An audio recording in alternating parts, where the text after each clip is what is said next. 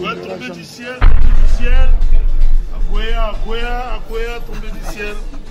En tout cas, tomber du ciel, et le romoro batufo batala mingi. Et mission oyo, et le belela, toujours bien fait, toujours exploit et ouais, rason de la forêt. Alex Nsima Kobo Sanate, Moro Tezoya. Moro Tezoya, il faut qu'on explique mon kilé, bah, on a une catastrophe. C'est ce qui était les lois de la forêt. Donc voilà quoi. Ouais, Alex Nsima, en tout cas, vous êtes là, vous êtes là, même pas pour une heure de temps, 30 minutes. Je sais que ma a besoin de calmement posé. Donc, ils ont un problème. Mais vous êtes là, Moro Tezomi, ma maman a bon, on a beaucoup de fois. On a bien 8 membres. 8 membres. Donc, on a calculé au ministère des fois. Voilà, merci beaucoup. Tima qui est une résidence.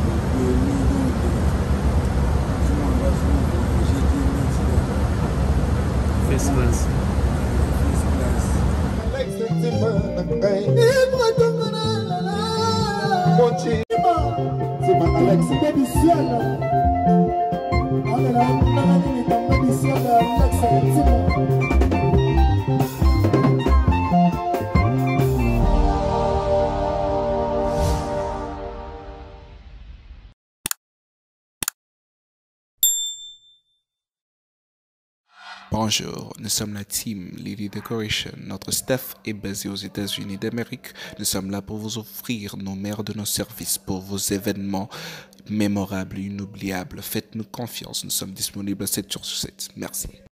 Est-ce que tu es informé qu'il a fallu pour pas qu'il y ait mis une date pour ce mois de février? En fait, nous d'abord nous avons encouragé et puis nous avons combattant en Europe. Artistes. C'est toujours pour l'intérêt de la nation, pour la culture de Liboso. Nous avons concert à Bercy. Vraiment, nous avons une opportunité de favoriser le concert. Parce que ça toujours pour nous promouvoir. Au moins, la culture de Bisso va combattre Bisso et Zabanani. Et ça va Bisso congolais. Je te jure, au lieu de capital, il y a 10 chefs de l'État, nous avons démontré au Moukio comprendre. Mais tout à l'heure, les artistes étrangers, prenons un exemple, par exemple, notre jeune frère nigérien, comment il s'appelle Davido. Davido, le Sotali en Afrique, rien à dire, s'il faut dire la vérité. Bakende Côte d'Ivoire, Bangona Bango, il m'a amené les Kekuna, Baza conscient, les Kekuna. Bon, ils ont une gravité, c'est la vie. Et puis, monsieur, on a un chapeau qui est en Afrique, oh, mais je te dis la vérité. Mais les lots, ils ont l'occasion au bango bazui. Mais tout à l'heure, côté pena batala. Prenons les lots, toké par exemple, toké na Chine, bon, tout ça n'est pas. Afghanistan. Voilà. Afghanistan. Bon, festival Mungeza Kuna.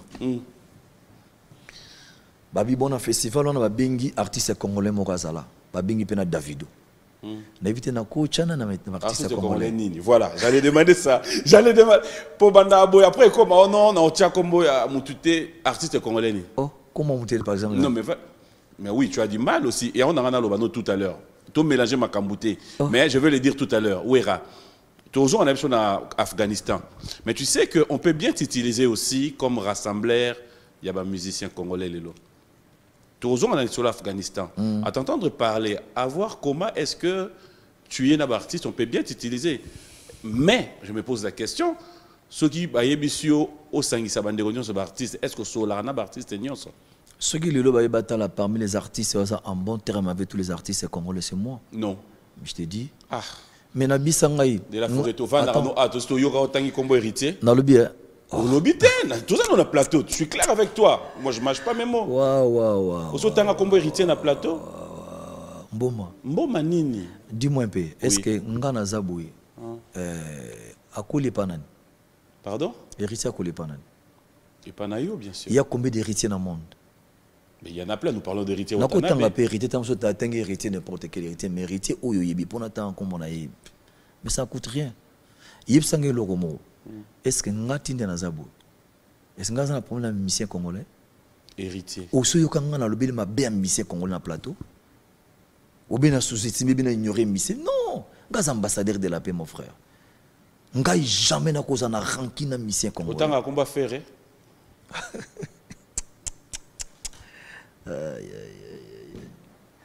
Bon, en tout cas, yo, non, prenons notre temps. Je suis sérieux là. Dis-moi, écoute, ouais, je te l'ai dit. Est-ce que ngai na sna vanda na portable na ngana monita mususu appelle moi ya faire benga? Ou antoye bandeni ça à toi de savoir. Pour na biso que na cause na problème à mutu mo côté. Tu fais bengo yamba téléphone? Mais putain. Est-ce que ngai ou na zabo yo so kanga na fingi mutu? Bena sele mutu ntimu na fingi. Aussi quand ben avec natila bono ba yo misa sala ngwapi jamais la chacal okuzo yangu jamais na vie nanga. Mais quand on trouve d'autres personnes au baza ya groupe na yo mais non écoute tala moma kobosa na te baza ba camarade ba uta place moko ba problème a mission na ngana ba membre tout c'est entre eux baza ba master ba si ça rappelle entre bango na bango vous comprenez mais jamais na mundo ko na ngai nasna jo occasion mo ya le mission ma bengai ou rason. Est-ce qu'il y a deux ouïrs au monde?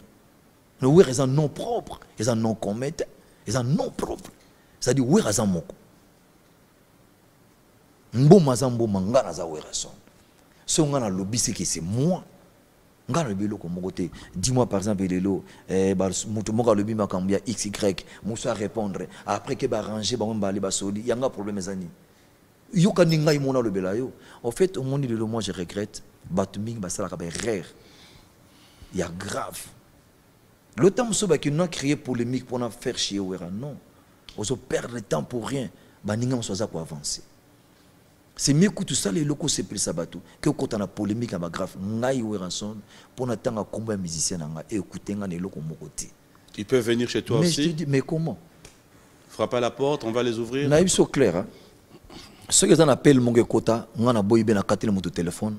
Alexana erna minute ou ya benga na kate to na bino ko benga ngaite abi clair ou ya benga kate na téléphone je ne sais pas donc c'est-à-dire na qui pas rien na mon ngo pe rien pour ceux qui on a se perdre de temps je te jure na préféré toi avancer toi attaquer banguna ou basa ko attaquer musique na biso parce que tout le monde capitaine là-bas makambia Afghanistan yo longuli ngo question mais non mais ça faisait partie là-bas il te reçoit non même ça m'a camouté c'est normal c'est réel. Oh là là là là attends est-ce qu'il faut na marcher vérité tant on a ébi yo na banana ça ne marche pas bena yo lingi ba polémique na émission ouais puis polémique oui ou non yebagi que faut na tout non vérité comme polémique baza ba petit na ngai ba outé pas na ngai na ranki na bango pourquoi pour gagner quoi rien. Mutu na mutu o ya lingaka kwa prochenga te ameyebi pourquoi lingaka te kwa prochenga ayebi nini nga na sala ngo na banga kwa proche vion mais comment yo sasi o nyoso basolisanga basala mabete mais na mona na ngapeti na sekaka pona mona za aventure ya Nintendo oh mais comment na Nintendo est-ce que bango mutaza na arme biki na ke boma wera sona zabi Azate, je ne pense pas que Babi yo misé que tu as ouvert un bel là-bas. Eh non, tu as vu nanga. Tu as ça n'est blague ni la pembine. Je te jure. Or combat mbo meza honte. Les lots d'artistes étrangers m'a menti trop, je te jure. Bati qui sont écart moi makasi. Ngata s'il faut dire la vérité, au moni obili kamba falia. Oui. Ngana fil ça fali parce que azo bunda makasi, mazayi moko. Bitumbana yo moko c'est pas bien. Il faut ça la front. On a peine comment que combat est bien. Aux hommes on a artistes étrangers, on a boba. Chaque fin de l'année single moi bango to basangani, ba larguer pour 100 millions de vies à vrai. Bah si on peut tam spelar na makabuli. mais si autant aux bunda yo moko bon baza 50 papa a tous ans 2 mètres aux mètre à mètre so ba il 30 mètres et que bako papa faut ça les bender faut ça somme da betu li kof c'est-à-dire mutu moko bukani monsieur zate okoko ya kao vous comprendre c'est-à-dire tous en artistes congolais et bien on a dit que il faut tout ça par tous les moyens tout sauver culture. Ou bien le montrer capital au biao. L'artiste a le combine à l'art et à la pourquoi ça très bien organisé et puis mbo quand on va appuyer bango. Ban fond de promotion culturelle na bango et puis ça bango ba mbongo ebele. Mais vous savez na FPCA na mbo na biso. Na kati ya boutique boy, boteka ba biloko ya danse. Moni pena ba beroti, ba weston, ba coupe belé ya danse alors. Bon mélange à forme nyonso. Tout boza na forme particulière au boteka. Bon, d'abord biso on a tué la boutique. Aux hommes les boutique, mais tous en usine. Ah OK. Tous en usine où ils fabriquent nyonso ça. Wow. Il y a biso mon usine. Ouais. Donc à part où tous autres teka, tout tinda pe bilo on a pays belé. OK. Na ba Italie, tous en ba commande ba italien, na ba Norvège. Donc tout tinda bilo on va placer belé. Ouais. Mais mingi na boutique tous ça basé mingi na Berlotti Weston parce que ça ça pas été comme trop. Ouais. Au travail même qualité ni pièce soit Berlotti. Oui. Et ça 910 €. OK. 910 €. Fallait normal. On a mon Oriana, 910 €. Mais ce que soit na la boutique là, au son on a pris assez. Bon. Donc ko ba ça la biso ils ont côté. Donc toujours ça la même qualité mais tu tiens au prix assez. Vraiment. Donc est-ce que mutumo batunde est-ce que photo timbela parce que place où qui bimsa 910 €, oui awa to pesa on a fond bon mais même qualité. Même qualité. Voilà, nous avons même qualité, au lieu de nous mettre 900 € quelque part, et puis nous avons travaillé, ils ont soutien, tout c'est soutenir quoi. Les rois de la forêt, Mobali Yassi de Jim Mampata, tout ça awana, lumière, la lumière de Tirki, bien baptisé par Mampata, le général de Depanzo. Les rois de la forêt Nazoya, Denabaki, Banawenge, Kozonga Nangai Boyeretu. Nous avons les rois de la forêt à Chicago. Il y a souvent des gens qui forment les rois de la forêt. Donc, ils ont attiré la boutique parce qu'ils ont vraiment collection. Ils ont